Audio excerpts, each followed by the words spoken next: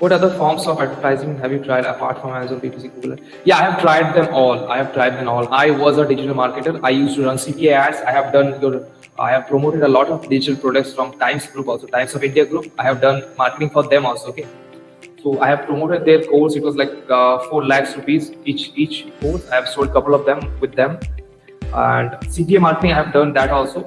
But I failed. Those type of business models are not kind of good for me. The amount of the opportunity of scaling is very less.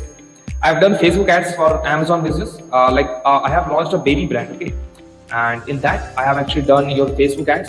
So I actually done that, and the Facebook ads, it was not kind of the same Facebook ad method that you see in YouTube's. It is kind of an advanced method. So I was getting cold leads, then I was converting them to hot leads, then I was asking them to purchase. Okay. So I have built a couple of bidders, then a couple of ads. So this was kind of a funnel. First, I have created an ad funnel. One is a video. The person of people that watch the video will see the next ad, then see the next ad, then that couple of like funnels in.